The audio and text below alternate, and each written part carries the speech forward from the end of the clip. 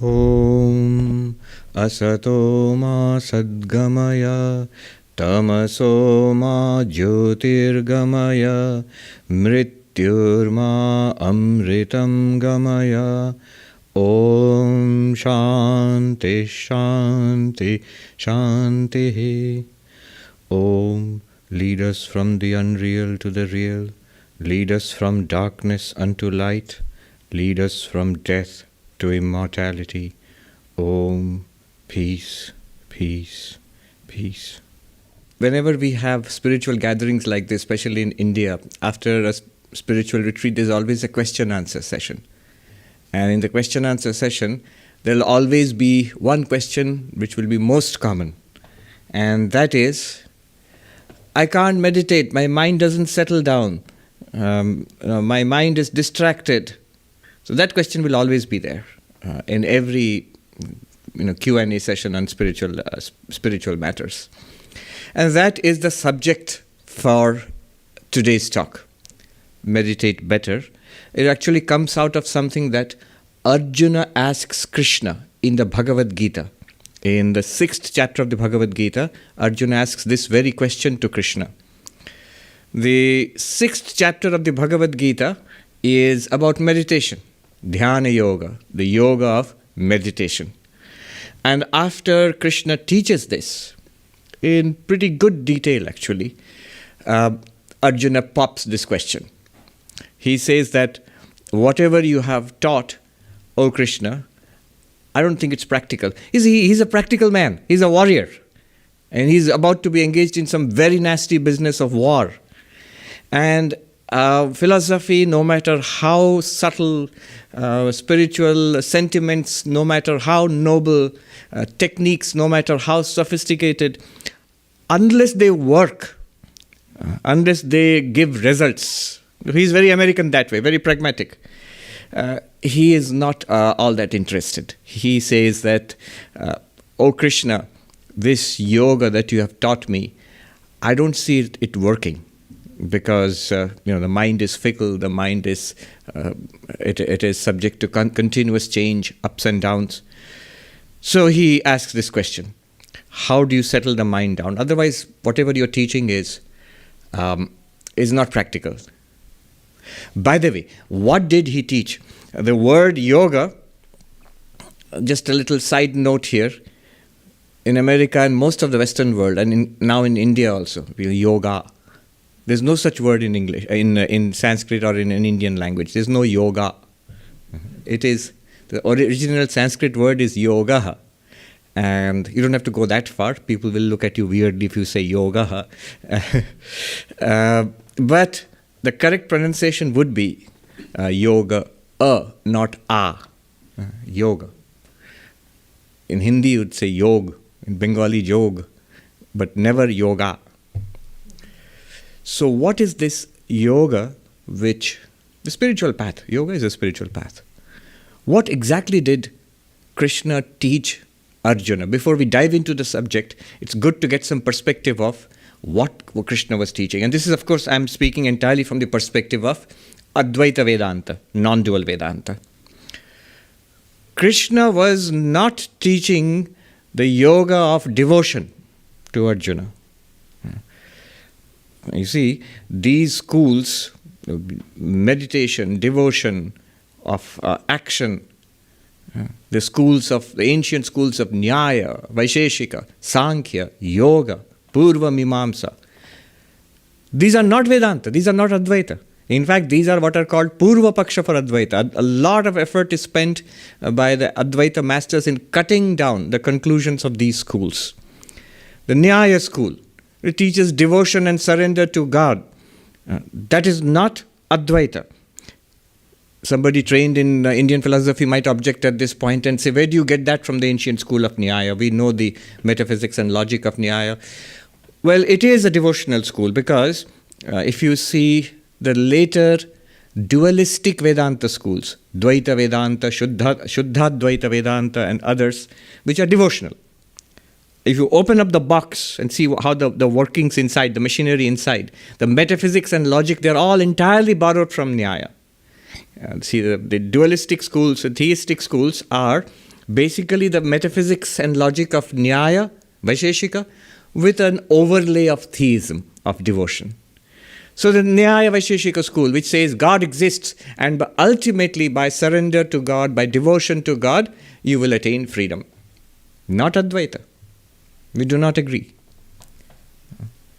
The ancient school of yoga, by which I mean Patanjali yoga, it says that by the restraint of the modifications of the mind, hold the mind back, tie down the mind, so that by the calmness of the mind, absolute cessation of the movements of the mind, the separation of the self from material nature, you will see that in asampragyata samadhi, the deepest possible samadhi.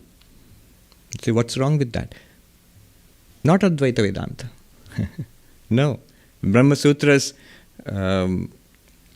Shankaracharya clearly explains, etena yoga pratyuktaha.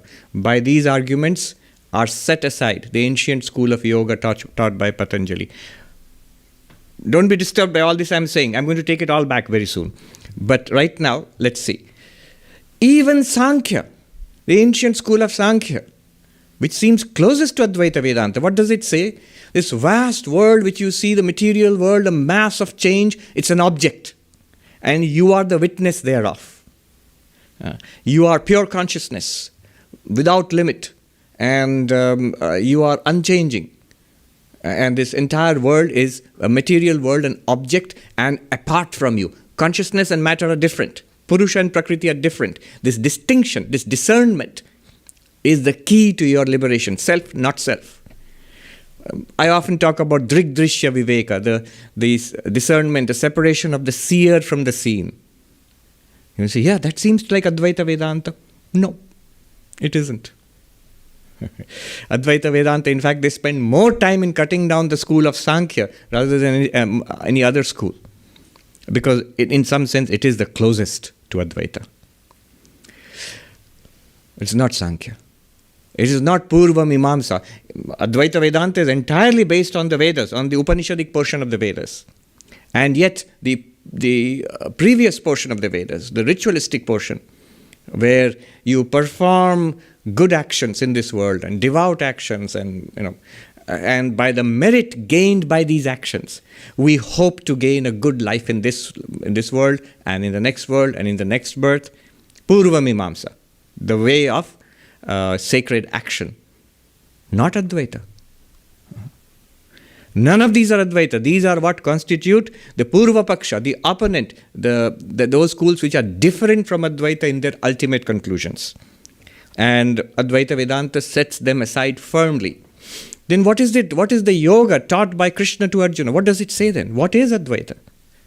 And just before the question asked by Arjuna, Krishna had taught the climax of this path he is teaching Arjuna, and he says, Sarva bhutastham atmanam sarva bhutani chatmani ikshate yoga yuktatma sarvatra samadarshana. You see, the self in all beings, in everything in the world you see yourself. And all things in this world, the entire universe, you see in yourself. You in everything else and everything else in you. And the one who is centered in yoga, the one who is established in yoga, sees this same radiant divinity everywhere. Sarvatra samadarshana. Not as a sentiment that everything is God. No. Sees. Ikshate. Sees. Sees with the eye of wisdom. Not with these eyes. These eyes reveal difference. You're all different from me. Different from each other. You are all sentient beings, and you're sitting on the chair, which is different from you, and sentient, insentient. And there are millions of entities around the world. The differences are revealed by these eyes. The eye of wisdom, the eye of non-dual wisdom, reveals one radiant divinity as a matter of, I can say, roughly experience. This is deeper than experience. As Sri Ramakrishna said to the young Naren, Vivekananda, who came to him, do you see God? And he says, yes, as I see you, only more clearly. What is that only more clearly? Does Sri Ramakrishna need glasses? No. By the eye of wisdom, you see something deeper, which makes all experience possible. You see, consciousness, it is more evident than anything revealed by consciousness, if that makes sense. You are that awareness which makes possible the entire the experience of what you call life. And that awareness, that being, that presence by which everything is possible, that is more evident, more direct, let us say, than everything else. That's what I mean. So you see that same radiance, same divinity everywhere, this oneness of existence. Vivekananda called it the divinity within and the oneness of all existence. This is the teaching. This is the yoga. This is Advaita Vedanta, which Krishna is teaching Arjuna.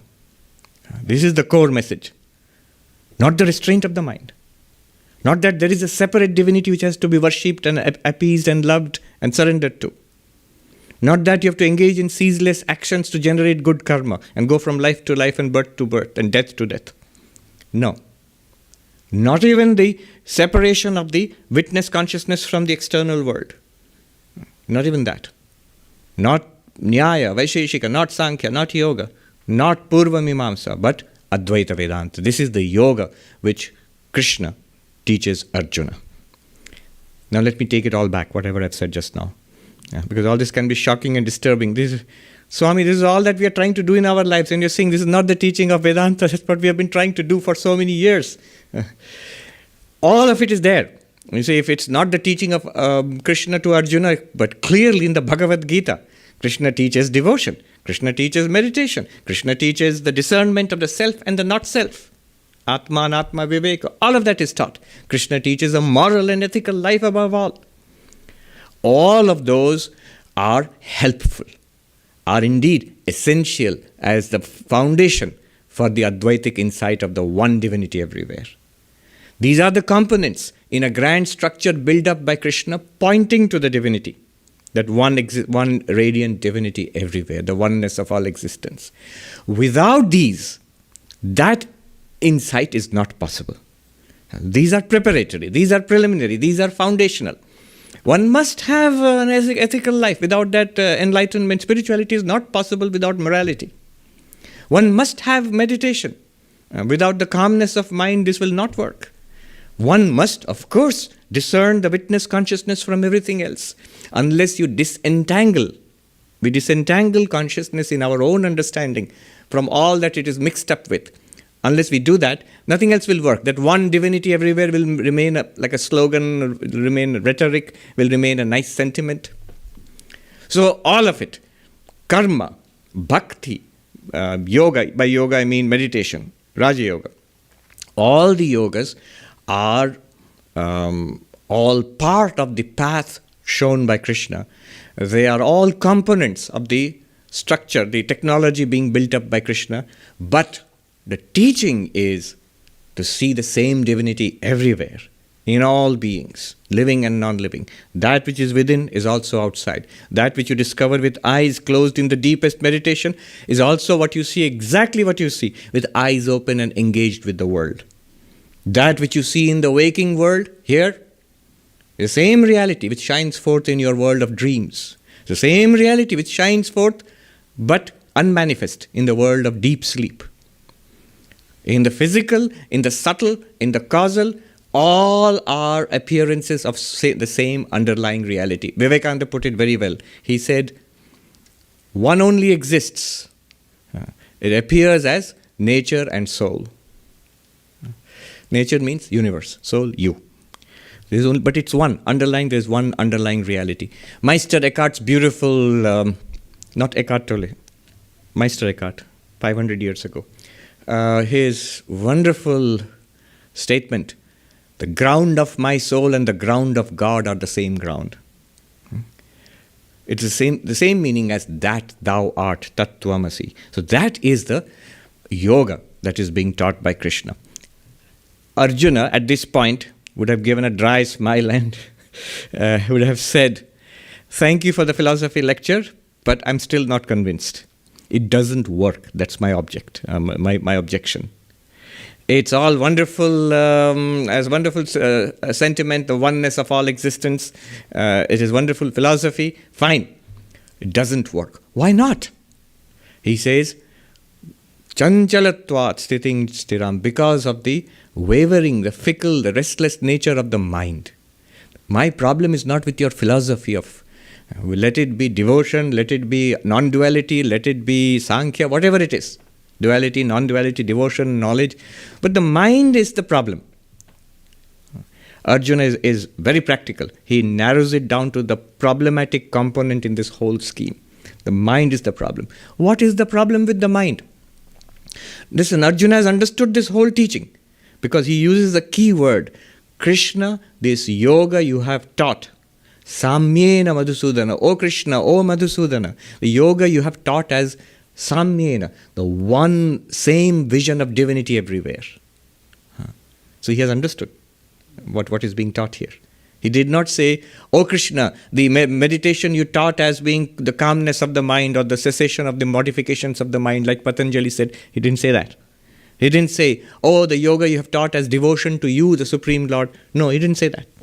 He says the vision of oneness everywhere, which you are teaching. Great, but doesn't work. Why? The mind is fickle. So he points to the core problem here. Why is the mind fickle? What is the problem with the mind? Could you explain a little further? And Arjuna does that in the next verse. Chanchalam hi manah Krishna pramathi balavad dridham etasyaham nigraham manye vayuriva sudushkaram. What does that mean? The mind is fickle, restless, O Krishna, turbulent, and strong, and set in its ways. Trying to control the mind is like as difficult as trying to control the wind. Notice what he has said. Each of these terms he uses has a certain meaning. He's describing the problem. One is it's fickle. Thoughts, feelings, emotions, perceptions, a continuous flow going through the mind, what we call stream of consciousness. In Vedanta, he will immediately object and say consciousness is not a stream, the mind is a stream. Consciousness is the underlying reality, the witness of that. But it is understood. Continuous modifications running through the mind, one after another after another. The mind is like this restless monkey. It's been compared to a monkey, which is restless by nature. Then somebody has made it drink wine. And then a scorpion has stung it. So imagine how the monkey is jumping around from exactly like the mind. Restless. But restless in itself need not be such a problem. I'll give you a nice example. Suppose you visit somebody's house in New York, the little apartments, everybody has a dog. And it might be a cute dog, running around restless, shooting around here and there, and your host says, "I'm sorry, the dog is so restless." You say, "No, it's cute. I like watching it play. Let it run around, let it play. It's nature. And it's fun to watch." But if it's restless, maybe fun, maybe cute. But then your host tells you, that's not the only problem. It's turbulent. Turbulent means problematic. It chews the socks and the slippers, and it knocks over furniture, and it smashes cups and plates and glasses. So it's turbulent, pramadhi. It's not so easy. It's not as cute as it looks. Well, why don't you restrain it? Or maybe you can't restrain it. It's very strong. It's not a Pomeranian or a Shih Tzu or something. It's a pit bull or a Rottweiler. You can't restrain. Maybe it's so strong and so aggressive. You might have to call animal control or 911, call the cops. It's so strong. Balavad. It's powerful. It's the moment you try to restrain the mind in meditation, you see how powerful it is. In the Sermon on the Mount, in the Bible, Jesus Christ says that, "Blessed are the pure in heart, for they shall see God." Blessed are the pure in heart, for they shall see God. Somebody asks not to Jesus Christ, but somebody asked later on that, how do you know that? How do I know whether I'm pure in heart or not? And he says, one way, Swami Prabhavanandaji writes in his book, Sermon on the Mount according to Vedanta. He says, one way, sit down and try to meditate. Try to think of God. Try to pray, try to think of God. For the next 2 minutes, I will think of God and nothing else. Try to do that.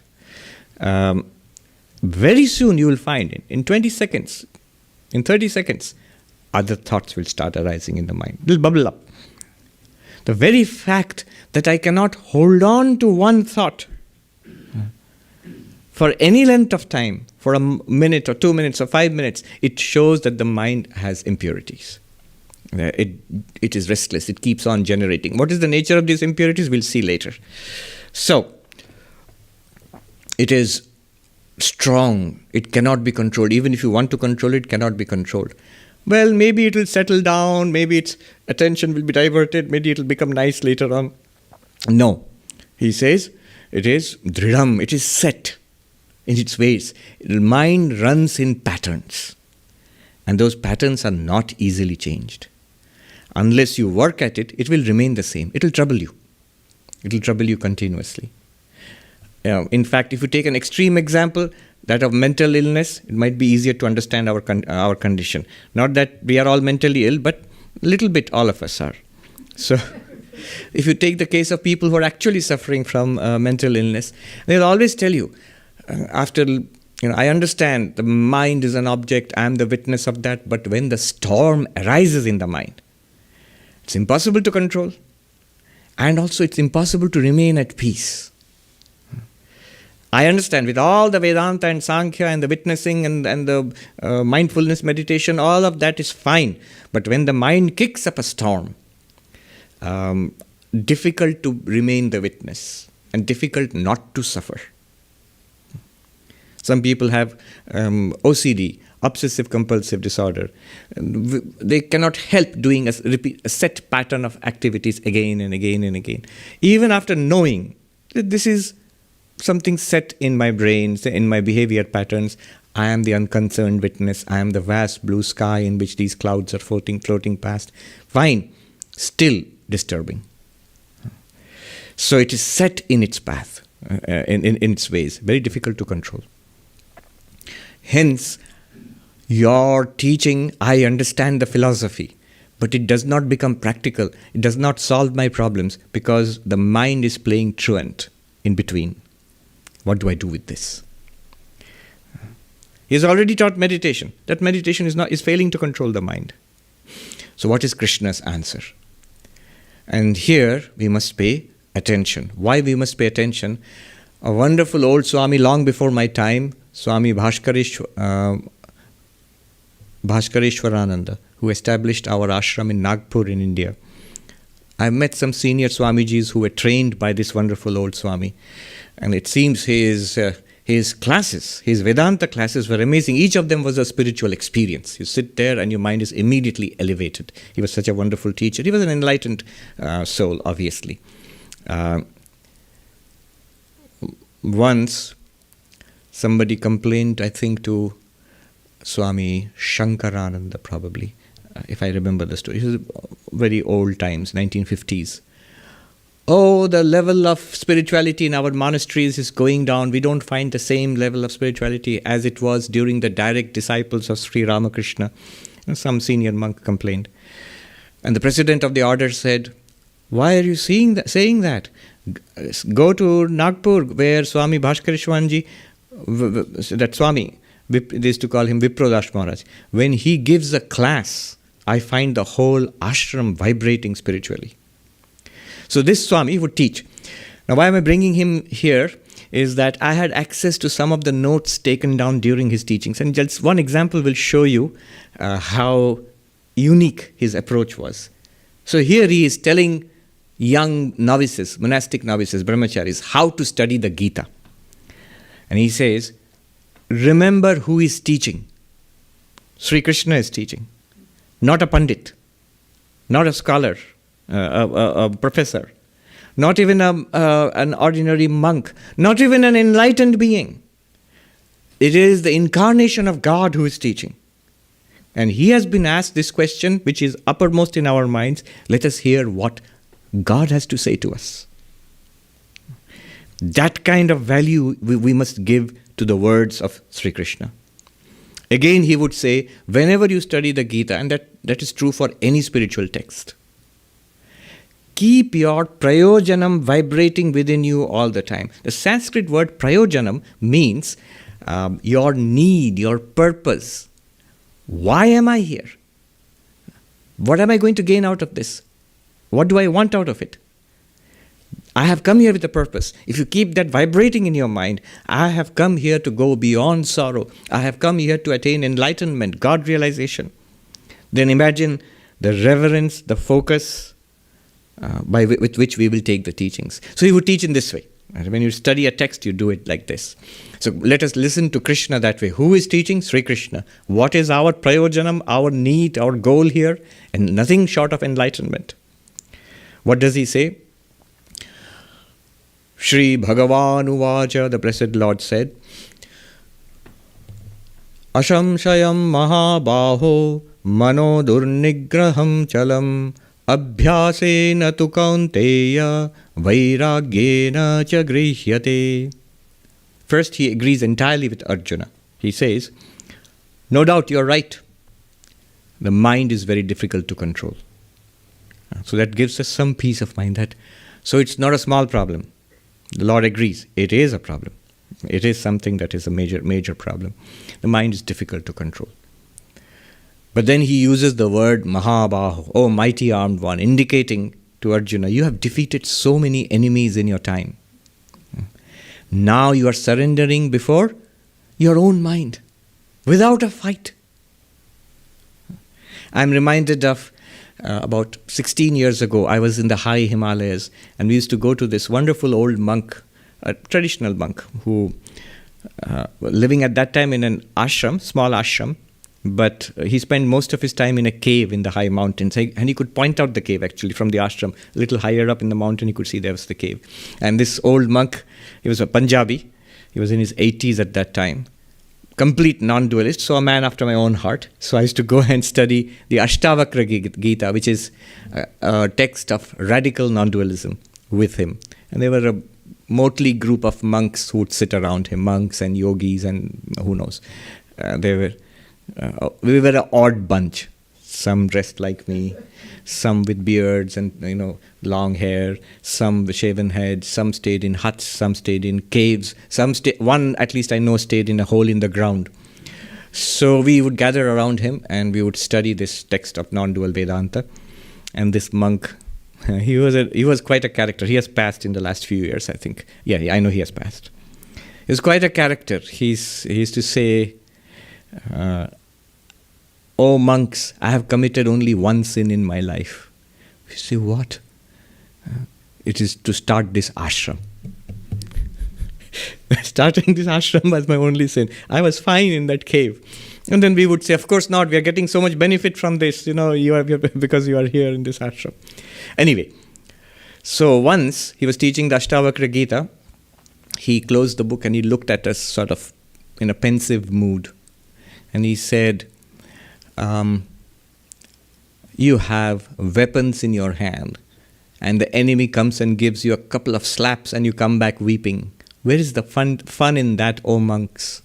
In Hindi, हाथ में शस्त्र हैं, अस्त्र शस्त्र हैं और दुश्मन से दो थप्पड़ खा के रोते रोते वापस आ गए, क्या मजा है Mahatma ji. So what is the fun in that, O monks? What are the weapons? These are the weapons. This understanding, this philosophy, these techniques which are being taught in these are the weapons. What is the enemy? The enemy is the mind. The mind which is uncontrolled. The mind which is stopping you from realizing God. And you're giving up. You're coming back weeping, it's no good. I can't do it. So there is a way of controlling the mind. It has to be learned. Notice a very simple thing. For everything else in the world, we know it has to be learned. And we know it takes time and effort and capacity. You go to enroll in Columbia University for a mathematics or physics degree. The moment you enroll, the next day you don't say, where is my degree? Why haven't I got it yet? I have to give up. It's no good. You don't say that. You know you're going to spend years and years and work hard, attend classes, turn in assignments, go through exams, and finally write thesis and finally get your degree. And that's not the end of the road. There are higher degrees to be attained. You start a business, invest in Wall Street, and why aren't I a millionaire yet? Nobody says that. That's ridiculous. So In spiritual life, we do that, I've started meditating. I have been initiated. I've got the mantra. I've started meditating. But the mind is fickle. Doesn't calm down. So it's no good. No, it takes time. This is the subtlest of all tasks and the greatest of all adventures. So it will take time. It will take effort. And every bit of it is worth it.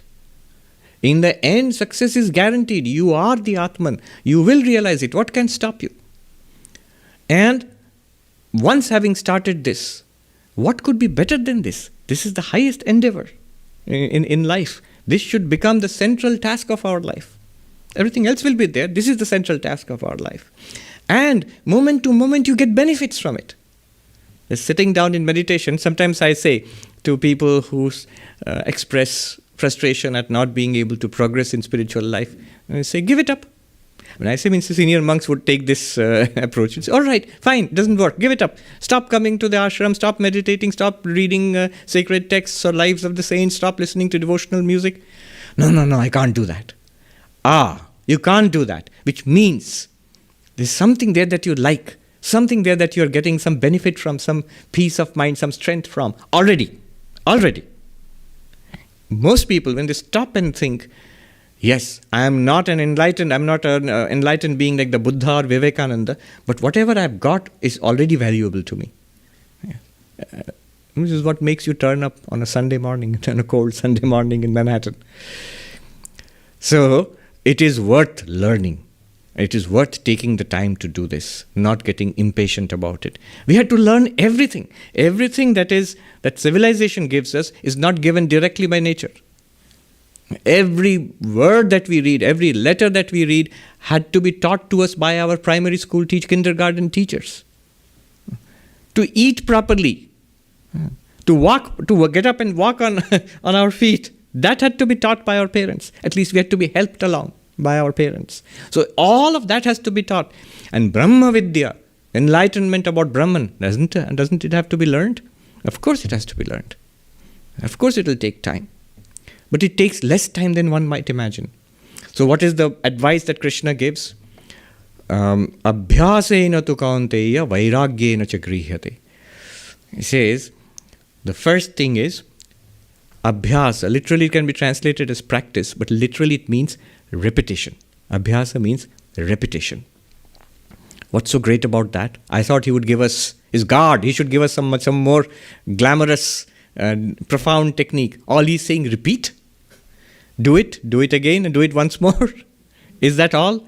No, there is something very important to learn here. There's a very ancient saying in Indian philosophy.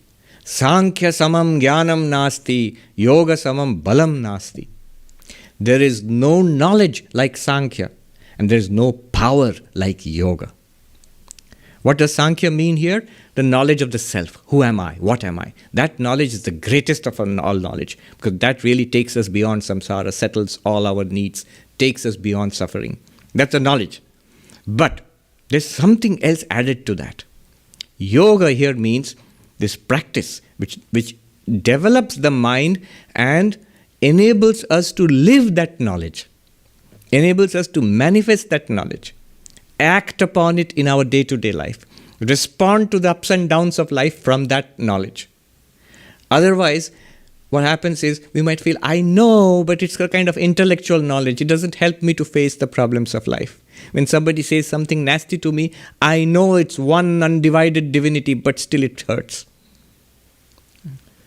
So that power, inability to manifest or live that knowledge in day-to-day life, that inability comes from the lack of that power. And that power is built up by yoga.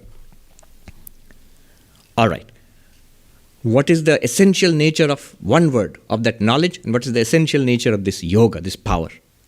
The essential nature of that knowledge is insight, enlightenment. It is a breakthrough. It is a clear paradigm shift. It's a clear before and after. One sees the world in an entirely new way. It's not so much that one sees new things, but one sees the same things in new ways, with new eyes. You see, to see old things with new eyes. I'm quoting Ulysses here. To set sail in the new lands and new things. But after all those adventures in the high seas and foreign lands, to come back once again, to see old things with new eyes. Old things, old people, the same places with new eyes. That's wisdom. So this is a new, complete paradigm shift. I thought this was a fractured world of people and places, time and space, limited lives, birth and aging and death. Now I see there is clearly this one underlying divinity, this in all beings, and all beings are in that. And that divinity is beyond sorrow, beyond old age and disease and death. And that is the oneness, the reality of this entire universe, in which the entire universe is an appearance, like a movie on a screen, like reflections in water. And I am that limitless radiance, that divinity. So this is the nature of the shift. It actually happens. It's not as difficult as one might think. One is blessed when that happens. But it's the nature of an insight, of a breakthrough. And for that there is a whole process in Vedanta. Fine. But that's a different topic. Now, our topic today is the second one. It is, what is the essence of yoga? If the essence of Sankhya, of knowledge, is that insight, that breakthrough, that paradigm shift. What is the essence of yoga? One word, repetition. Repetition. Training. The difference between these two, let me tell you, Swami Sarvapriyananda ji. Some of you have seen him, and some of you see him on YouTube. He's a senior monk of our order. He was the vice chancellor of our university in India. So he told us this anecdote about when he became a monk. After 10 years of being a novice, you are initiated into the vows of sannyasa. The president of the order, the head of the order, gives us the vows of monasticism. So during his time, which was when he became a monk, was early 80s. Long time ago, 40 years now, huh? So, after that night when you're conferred, early in the morning, just at sunrise, you're conferred. Whole night there's a ceremony, and then you're conferred the vows of monasticism. Next morning, you can go, the newly minted monks can go to the guru, the president of the order, and if they have any questions, they can ask. We did that too, and in his time, they also did that. So they went. At that time, the president of the order was Swami Gambhirananda ji. He was the 11th president of our order. Extraordinary Swami. I mean, his output, literary output is amazing. The translations of the Upanishads which we use, and I've seen it being used across the world. Translations of the commentaries of Shankara, of Madhusudana on the Bhagavad Gita. 2 years back I was at Harvard. It was his book which was being used, Gambhiranandaji's book. But he was a person who was very grave. In fact, his name, Gambhirananda, means who delights in graveness. So he was never actually known to smile. If you look at his picture, he's the most unsmiling picture. Very inward. And you sit with eyes closed. So these newly minted monks went, and their spokesperson was none other than our Swami Sarvapriyananda ji, and he asked, so the Swami was sitting there and he said, any questions? The Sarvapriyananda said, we, the brothers, we want to know that this Mahavakya, this statement which we received from you last night, Aham Brahmasmi, I am Brahman. So how many times should we repeat it? Because that's what we know. A mantra is to be repeated. You get a mantra from a guru, it's to be repeated. Swami Gambhirananda answered, it is not for repetition, it is for realization. Any other question? No? You can go. But it's a very important, very profound point. The difference between jnana and yoga. Jnana, knowledge, enlightenment. You have to realize I am Brahman. Not repeat it, I am Brahman, I am Brahman, I am Brahman. You can do that, but that's not the point. Whereas there are mantras which are for repetition. Suppose your guru tells you to repeat the mantra of Shiva, Om Namah Shivaya. So what do you do with that? You repeat it 1,000 times in the morning, 1,000 times in the evening, 10,000 times a day. Somebody asked the Holy Mother herself. She said, people keep asking me, I have no peace of mind. I have taken the mantra initiation, but I have no peace of mind yet. And she says, they won't do anything and they keep on complaining. and let them repeat the mantra 10,000 times a day. Then I'll see where there is no peace of mind. Let me see. So repetition. Mananat trayate, definition of mantra. That by which you dwell on it, it saves you. It takes you across samsara. The power of a mantra comes from repetition. But a mahavakya like aham brahmasmi, I am Brahman, tat tvamasi, that thou art, that comes from the enlightenment, that comes from the awakening into that reality. And both are necessary. From an Advaitic perspective, of course, the highest thing is the realization, I am Brahman, but the other part of it, as I said, all the other components, meditation, devotion, moral life, all go towards establishing a foundation. With a restless mind, with an impure mind, with a selfish attitude, one cannot become I am Brahman. No, won't work. Such a person, even if they work hard at Vedanta and trying to understand, you know what will happen at the end? They will say, I got it. I've read all the books. I understand all the arguments. But it's sort of, if they're honest, they'll say it's sort of intellectual, speculative. It's some idea that I've got. It's a cool philosophy I've learned. I'm still the same person. So the ability to manifest this knowledge, it comes from the repetition. Jonathan Haidt, who is right here, he's a psychologist in the Stern School of Business here. I was seeing his biography. He is recognized as one of the 25 most influential psychologists today in the world. So his masterpiece, long ago he wrote this book, The Happiness Hypothesis. I read it long ago. I was very impressed. There he makes a very important point. He asks the question, why is it so difficult to change? We have so much knowledge now. And if you go to Barnes and Noble, he mentions that all these self-help books, personality development, all these self-help books, go to Barnes and Nobles, you will see racks and racks full of self-help books. How to develop a great personality, how to communicate more effectively, how to impress people, how to lose weight, what else? How to meditate better, what we are talking about today. All these things and many more things are all there. And people go and buy whole loads of them. But he asked the question, do they deliver?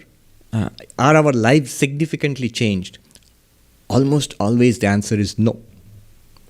All it changes is our bank balance. It changes, goes down a little bit, and we run out of racks to put books in.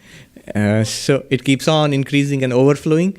But really, are we changing? Are we developing all those wonderful capacities talked about in those self-help books? And by the way, the self-help books, some of them are little way out there, but many of them are pretty reasonable. They're pretty good, actually. They are not lying to you. Some of it is anecdotal, but increasingly with the development of positive psychology, it's pretty rigorous academics also now. When Dale Carnegie and others wrote, it was anecdotal, inspirational. But now it's a matter of academic psychology. So it's not wrong. But why doesn't it work?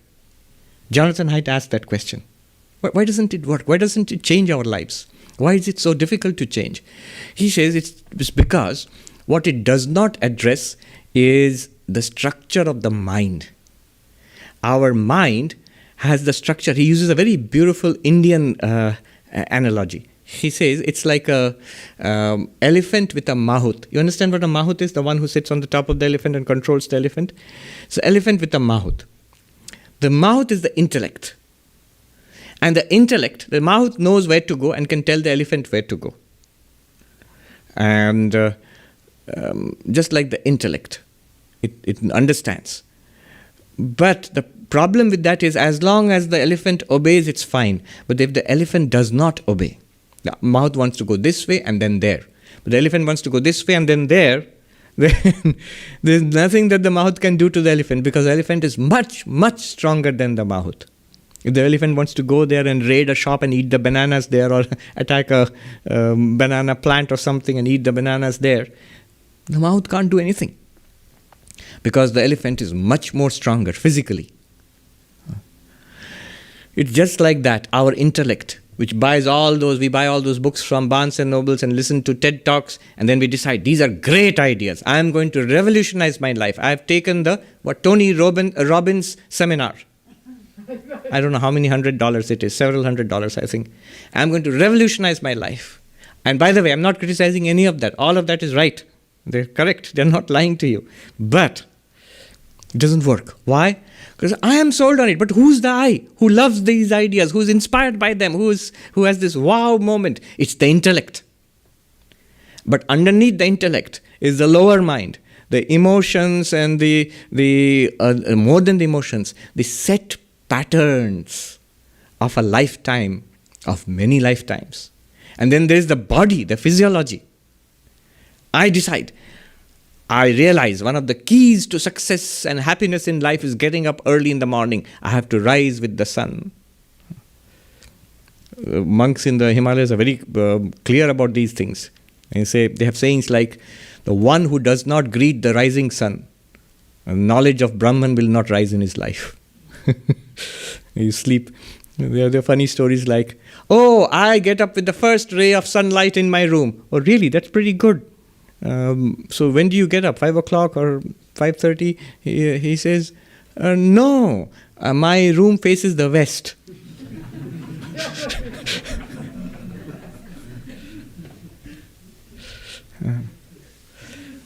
Not that way. I'm determined to get up early in the morning. Early in the morning, I get up, I have the alarm rings, I wake up. But then what happens? It's cold. It's so comfy under the blanket. And I want to get up, but then the body says, I didn't sign up for this. You, the intellect, you thought it was a great idea. Did you ask me? You go and get up and do your meditation and yoga. I'm going to sleep inside the blanket. Can the intellect do anything by itself? No. It cannot force the body also. It gives in. And that's why every kind of practice which leads to difficulties, it comes from our lower nature, which has not signed up for that, which does not respond to knowledge and insights and lectures and seminars and books and philosophy. No. What does the elephant respond to? What does the mahout do for the elephant? It trains the elephant. The mouth doesn't persuade the elephant. The mouth doesn't give a TED talk to the elephant. The mouth doesn't sign up the elephant for a Tony Robbins seminar. No. Doesn't send it to HR programs. No. It trains the elephant. And training is mostly systematic repetition. The body-mind responds to repetition. So repetition, abhyasa. Somebody asked Sri Ramakrishna the same question. My mind doesn't settle down. Sri Ramakrishna seemed startled. He said, Sheki, abhyas yog karo. What are you saying? Why don't you practice the yoga of abhyasa? There's nothing more than the yoga of repetition. So, repetition, regular meditation, it will work. Over time, it is learned and it clearly changes the nature of the mind. You will see it becoming more obedient, more subdued, it begins to flow. A new pattern is set. A time comes when it becomes natural.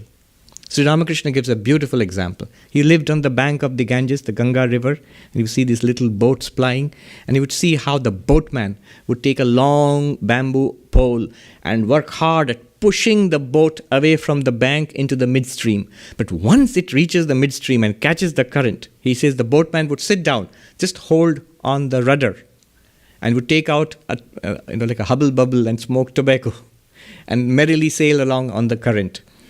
But until it catches the current, he has to work hard to push the boat into it. So the current of spiritual life means when it becomes natural to us. When the mind is now set in the new pattern, then you don't have to work so hard all the time. But initially, yes. That is abhyasa. It will work. But not by itself. Here is another part of it. Vairagyena grihyate.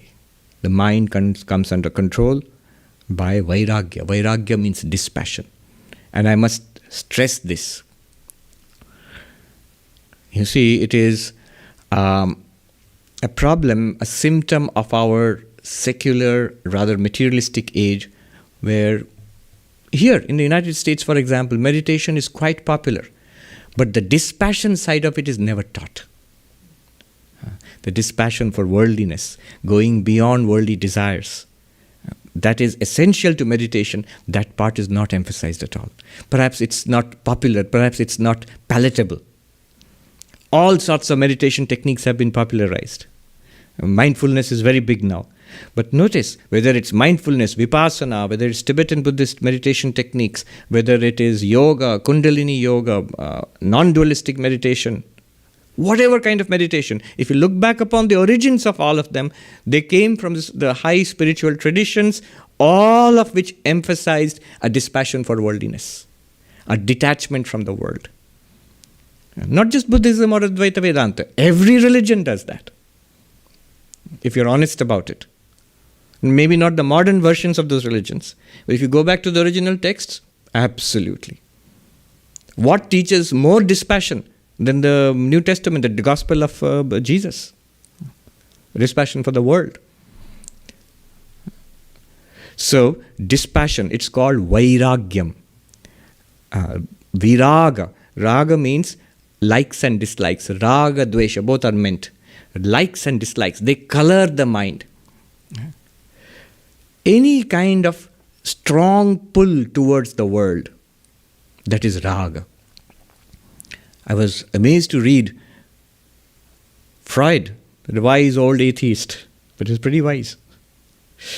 I remember many years ago, it was nearly 20 years ago, in our teacher training college, teacher education college in India, near our monastery, where school teachers were trained. So there was a department of psychology, educational psychology. And we had pictures of Freud and Jung and other well-known, John Dewey, our American father of modern American education, William James and others. So Freud has this little beard like this. Now, in that room, we had the annual Saraswati Puja, the worship of the Divine Mother Saraswati, a goddess of learning. So the image was there. And people from the locality would come and bow down to the image.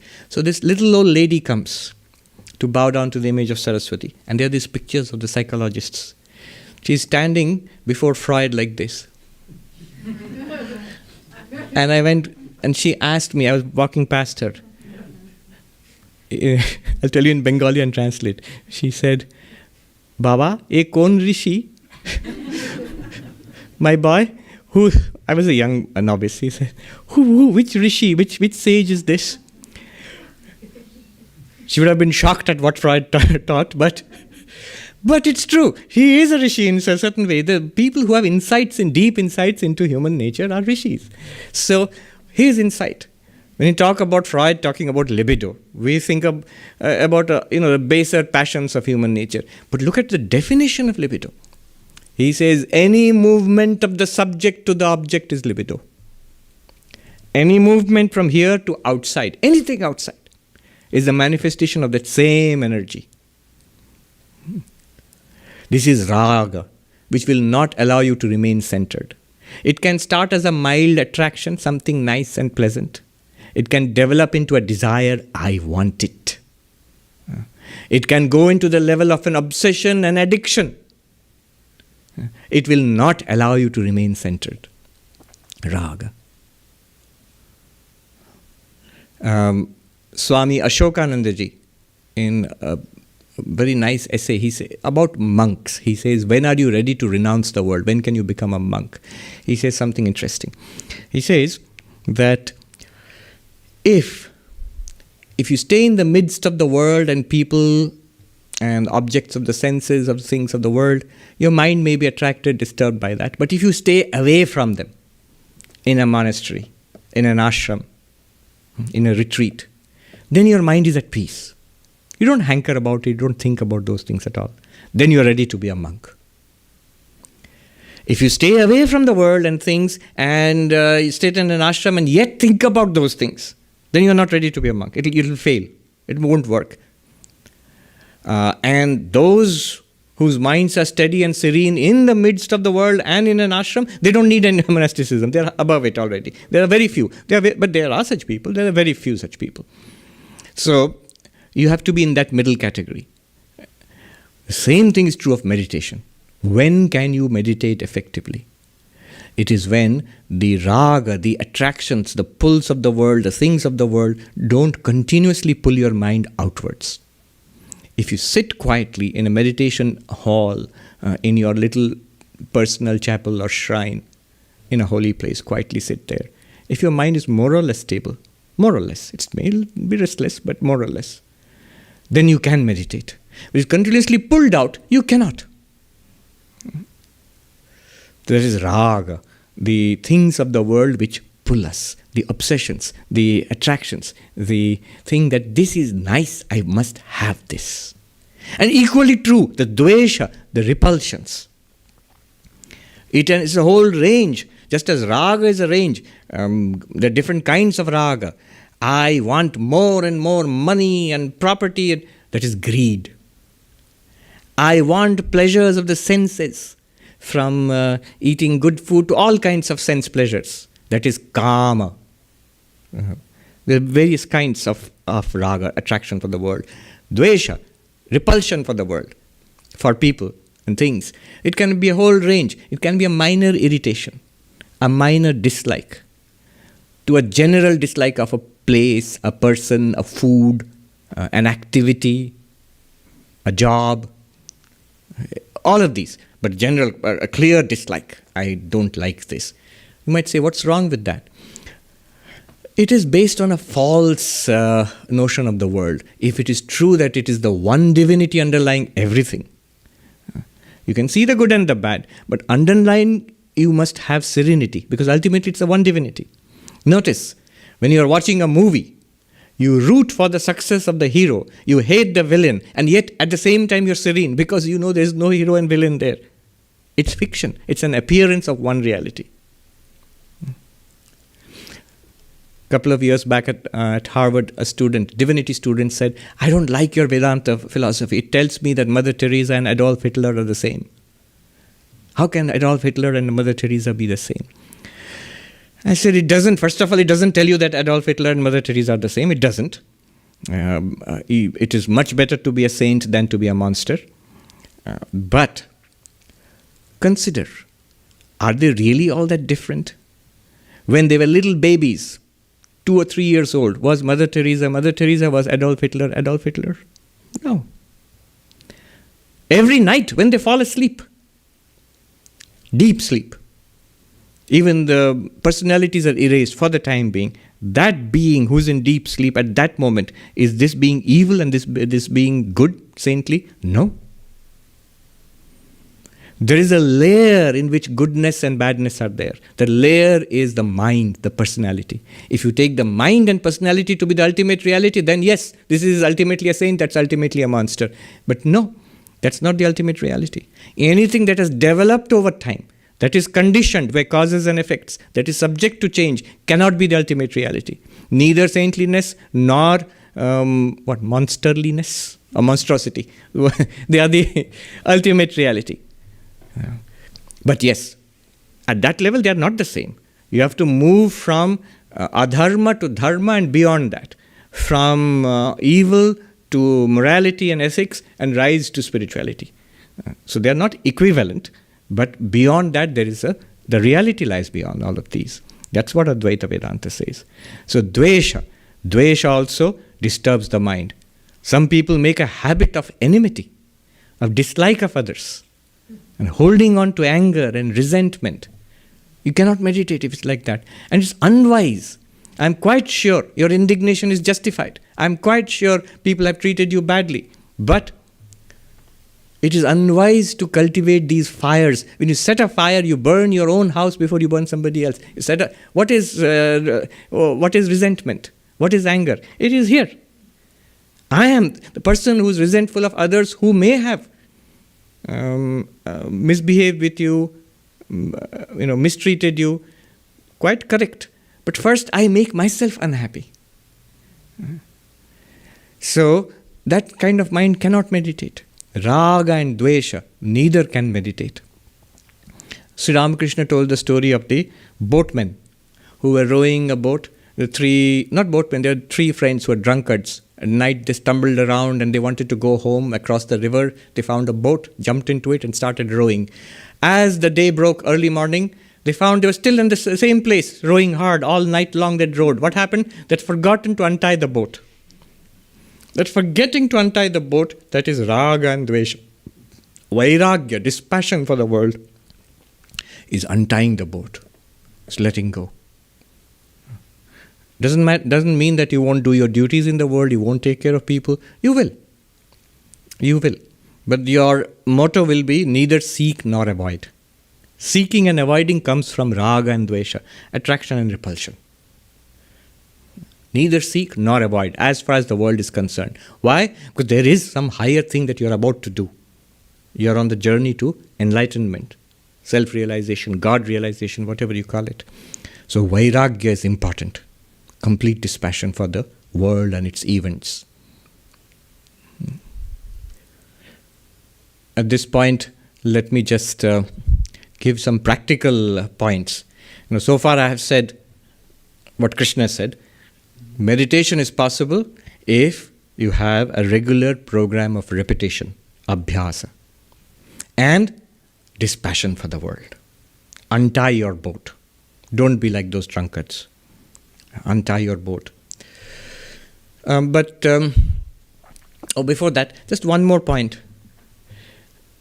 When they say that all this giving up the world, sitting quietly, meditating, it's repression and it can lead to mental instability. It does sometimes. Why does that happen? It's because vairagya is not there. When does it lead to mental problems? That firmly cutting away the world, sitting quietly and meditating, trying to meditate for long hours. It's only when there is a strong outward movement and I'm denying that and I'm shutting it down and trying to hold it down within myself, then it leads to a reaction in the mind. My tendency is to want things and chase after things and to achieve things in the world. I'm stopping myself from doing that in the name of spirituality, and that leads to a revolt in the mind. Krishna has already said that. In the Gita, he says, Mithyachara sauchyate. The one who sits withdrawing from action, sitting quietly in a meditative posture, closing the eyes, shutting out the contact with the world, and thinking of the world in the mind. That one, he says, Mithyachara sauchyate. That one is called a hypocrite. Then what is the way out then don't give so much emphasis on meditation. Do your regular meditation, but engage in karma yoga. I'll tell you what is to be done practically to purify the mind.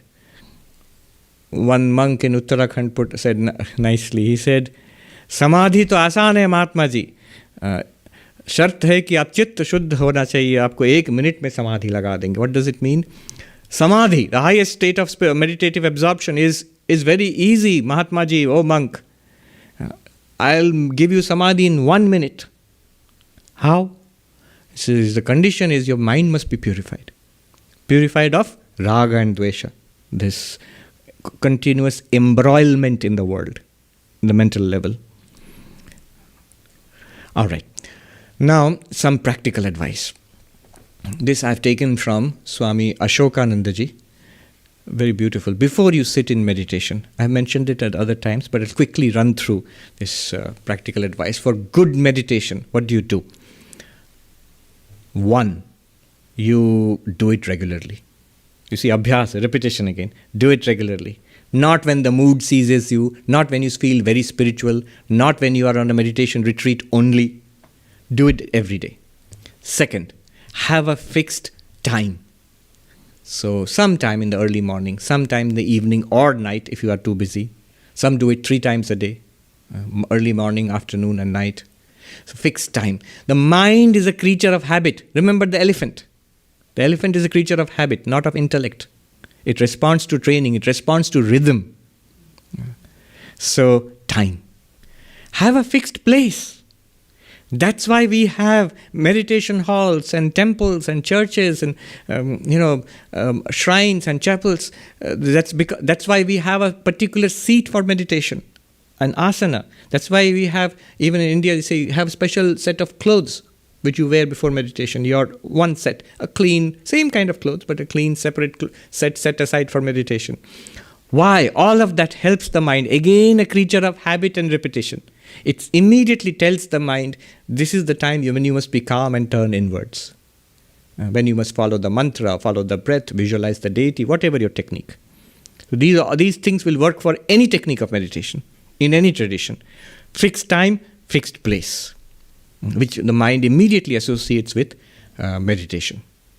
You see, half your work is done there. Do not dwell on thoughts which are disturbing. I cannot emphasize this enough. Do not dwell on what you might call bad thoughts. It could be thoughts of, which old thoughts of guilt, anger, resentment, negativity, sensuousness, anxieties, all kinds of negativities. The mind has a habit of dwelling on these things. Try not to do that. Replace it immediately. There's a very good thing, a way of handling the mind. A secret of the mind is it can dwell on only one thing at a time. You might think what's important about this? It's a very important thing to know in order to handle the mind. If the mind can handle only one thing at a time, it does so very quickly. That's why we think the mind is doing many things. It does very quickly, one thing at a time. In that case, if you want to handle the mind very effectively, immediately try this. Give it something practical to do. It's even good if you do it something physically, Get up, clean the room, do a chore, something. Go for a walk. So if you do that, the mind will stop. It has to be engaged. Listen to a song, or go and meet somebody in conversation so that mind cannot run elsewhere. It can do only one thing at a time. So do not dwell on thoughts which are negative, the whole range of negative thoughts. Negative company, bad company. There are people and places which arouse likes this raga and dvesha, obsessions and hatreds of which are worldly in nature. So don't mix with them. Sri Ramakrishna would say that a little plant a seedling that you have planted on the roadside, it needs to be protected by a little fence. Otherwise, he said, the goats and cows in India, in the roads, you'll see goats and cows walking around. So they'll come and eat it up. So you need to fence it. Once it grows and becomes a huge, big tree, he says you can tie an elephant to it. We're having a lot of elephants in today's talk. He says you can tie an elephant to it. Nothing will happen. But initially you must fence it around. So, bad company. Be clear about whose company you want to keep. It has an effect on our mind. Then the next thing is to practice some amount of asceticism. By that I don't mean become a monk. A simple life. Few possessions, few activities. As I said, neither seek nor avoid. Few activities, few possessions. A minimalistic life. Possessions, for example, the more we have, cluttered room, cluttered possessions, a lifetime's accumulation of things, our mind is on those things also. Normally we don't realize it. You sit for meditation, you'll realize. Half of your mind is scattered in things. So an ascetic lifestyle. And then, the next thing Swami Ashokanji says is, have this sense of vastness. The immensity of space, vast mountains and oceans, lands beyond the horizon, and beyond that the universe, so vast. And yet it is all appearing to you and playing around in you, the consciousness. You are vaster than space itself. Eternity, the vast periods of time, millions of years, billions of years. Think about one lifetime, 80, 90 years, seems to be very long. It's like gone in a twinkling of an eye. In our own experience, if you are 20 years old, or like Bill, you are 97 years old, I'm sure if you ask him, if he sits for a moment, he can recall his whole life, in general, in a twinkle of in an instant. It has passed. 97 years have passed. As 97 years is a twinkle to you, twinkling in an instant to you, the consciousness, so is a million years, so is a billion years. You are vaster than the eternities of time, vaster than the immensities of space. Have this feeling within you. What Vedanta is telling me, that is my real nature. I am vast, not this limited creature only. This will give stability to the mind. Have a yearning for enlightenment. Here, devotion or bhakti is very useful. Yearning for limitless existence, consciousness, bliss is a bit dry, philosophical. But yearning, that can happen. Some natures have that. Yearning for freedom, spiritual freedom. But yearning for a personal God is easy to cultivate. My Rama, my Krishna, my Jesus, my Ramakrishna. That love. So have a yearning. Yearning also stabilizes the mind. Just as thinking of things in the world outside can pull our mind outside, similarly thinking of God and loving God can pull the mind towards God. So yearning is very important for meditation, good meditation. The next, the activities in the world, let us spiritualize it as much as possible. The job, the family, the chores in the house, my own personal affairs like health and everything can be offered as a worship of God. Not just the flowers which we put in the shrine, the incense, but also our daily activities can be offered. As we spiritualize our daily activities, a little bit of ritualism can be useful here. It elevates, if you do a puja, mindfully, a short puja, it actually spiritualizes the mind. It develops the quality known as sattva. I've run out of time, but I must say this. I mentioned Jonathan Haidt, his book Happiness Hypothesis. One reason I remember it was, he did this experiment. Do rituals work? Religious rituals. Do they actually do anything to the mind? And he mentions it. He says that he went to Orissa, Bhubaneswar, which is on the eastern coast of India. And I like that very much because that's where I grew up. So he says he went there. And he went to there are very ancient temples there. I mean, temple older than 1,000 years of the commonality there in that town, in that city. It's in fact known as the city of temples. So the famous temples of Lingaraj, which is the temple of Shiva, there are sacred pools of water outside, Bindu Sagar. So the priests in the temple, before they go in for worshipping the deities, they take a dip in those pools and they recite mantras and they come out. Now what he did was, he conducted psychological tests, like a questionnaire, a battery of questions.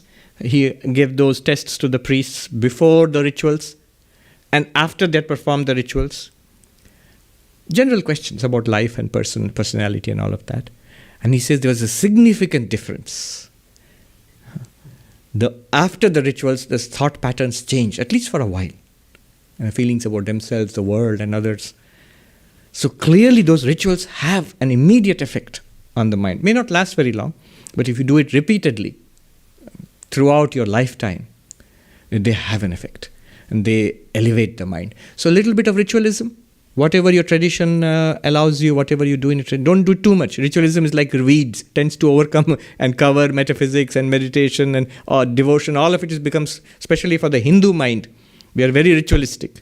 So it tends to overgrow everything else. The garden just becomes a garden of rituals, of weeds. So rituals, a little bit of rituals, very helpful. And finally, holy company. And the company of people who are meditators, who are genuinely devotional, spiritual, their company. What did I say? Let me run through it quickly. I hope I remember the list. 10 things Ashokanji has mentioned. So I've summarized a long essay in these 10 points. 1, meditate regularly. 2, have a fixed time. 3, have a fixed place. 4, avoid bad thoughts. 5, avoid bad company. 6, practice a little bit of asceticism. 7, cultivate vastness, infinity, eternity. 8, yearning for God. Not desire for the world, yearning for God. 9, spiritualize daily activities, little bit of ritualism also. And 10, seek holy company. Good. I'm patting myself on the back. I remembered all 10. The thing is to do them. With this kind of a preparation, meditation becomes deep. So this section is very beautiful, where Arjuna being the practical warrior, he's a Kshatriya, the warrior, and he has a very practical question. All these wonderful philosophies, belief in God, devotion, non-dualism, all those are wonderful, but they all depend on the mind. How do I make the mind amenable to all of that, do all of that? And Krishna answers, practice, repetition, vairagya, dispassion for the world. Abhyasa, vairagya. Om Shanti Shanti Shanti Harihi Om Tat Sat Shri Ramakrishna Order.